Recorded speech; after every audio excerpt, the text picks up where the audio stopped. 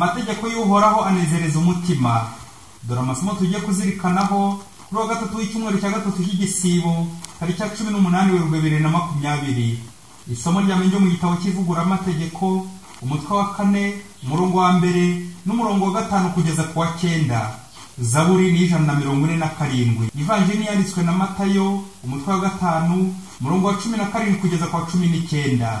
Nyagasani Yesu nabane namwe. Agambo mu Ivanjili ntagatifu uko yanditswe na Matayo. Muri icyo gihe abigishwa bari bateraniye iruhande rwa Yesu ku musozi, maze arababwira ati: "Ntimukeke ko naje kuvanaho amategeko cyangwa abahanuzi. Sinaje gukuraho, ahubwo naje kunonosora. Koko rero ndababwira ukuri, kugera igihe ijuru n'isi bizashirira, nta kanyuguti nta n'akadomo kazava ku mategeko, ibyo byose bitarangiye. Nuko rero uzarenga kuri rimwe muri aya mategeko yoroheje kandi akigisha n'abandi kugenza batyo, azitwa igiseswa mu ngoma y'ijuru. Naho uzajya yakurikiza akayatoza abandi, azitwa umuntu ukomeye mu ngoma y'ijuru."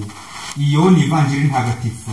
Bavandimwe, hari imvugo igira iti amategeko arusha amabuye kuremera. Uyu munsi amasomo matagatifu aradufasha kuzirikana ku kamaro k'itegeko. Iyo ubahirije neza amategeko y'Imana urakomera, ukabaho neza wishimye. Ni nabyo mu isomo rya mbere Abayisiraheli bari kwibutswa: muzakomere ku mategeko y'Uhoraho, nta kabuza abababonye bazajya bagira bati, iri hanga rikomeye ritya rigomba kuba ari iry'abantu b'abanyabwenge kandi b'impuguke. Ni irihe hanga rikomeye ryagira amategeko n'imigenzo iboneye nk'iri tegeko mbagejeho uyu munsi? Ni koko bavandimwe, amategeko y'Imana ku muryango wayo yari menshi, ariko ahiniye mu mategeko 10 nayo abumbiye mu itegeko rimwe ry'urukundo, gukunda Imana na mugenzi wacu. Iyo tegeko iyo urikurikije urahirwa, nta n'umwe ushobora kuvanaho urukundo.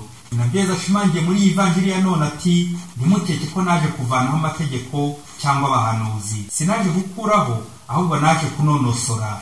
Hari abantu bamwe batinya amategeko, abandi bakabeshyira ngo ababuza kwigenga, bigatuma batisanzura, nuko rero bigatuma buri gihe bayabonamo umuzigo ubaremereye. Nyamara bavandimwe, itegeko rifite akamaro gakomeye cyane, ariko reka tuvuge ku mumaro waryo mu ngingo nke. Itegeko ribereyeho: 1. Défendre du mal, kurwanya ikibi, akajagari, rigatanga umurongo muzima, ni garde-fou, nturengaha. 2. Promouvoir le bien commun, kurengera inyungu rusange, bityo rikabuza abantu gukora bakurikije gusa ibyifuzo byabo. 3. Déterminer les droits et les devoirs de chacun, gusobanura uburenganzira n'inshingano za buri wese.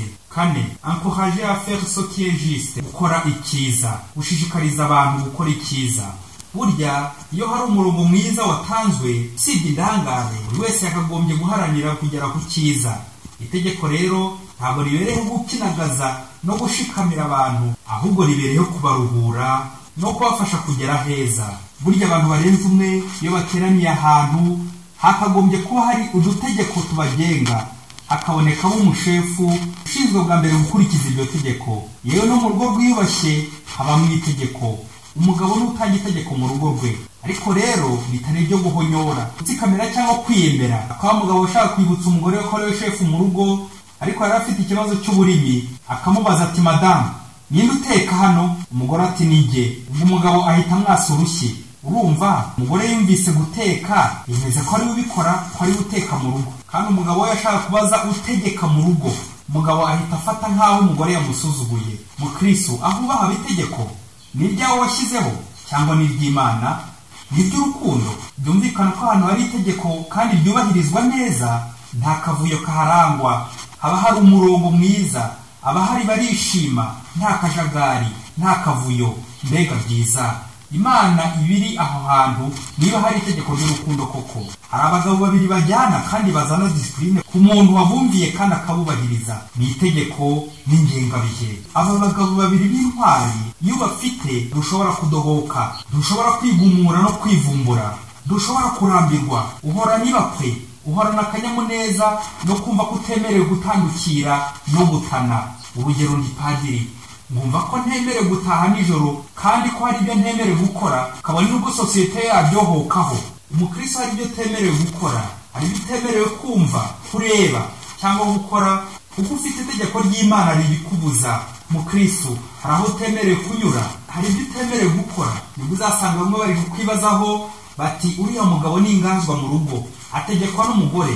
Ese umugabo utaha saa moya ntataramane n'abandi bagabo ngo bagere mu gicuku bidagadure n'abandi? Yewe uriya mugabo ni cy'abakobwa. Ntibamenye ko ufite umurongo utagomba kurenga, aho utarenga nibyo biguha amahoro n'ibyishimo. Kubahiriza igihe, ukubahiriza amategeko ya sosiyete n'ay'Imana bitangira ibyishimo n'amahoro. Nawe muvandimwe, gerageza wubahe amategeko y'Imana kandi uyakurikize, uzahirwa, uzishima. Mugire amahoro y'Imana. Mwari kumwe na Padiri Masumbuko Ladislas, murezi mu iseminari nto Mutagatifu Aloyizi, diyoseze ya Cyangugu.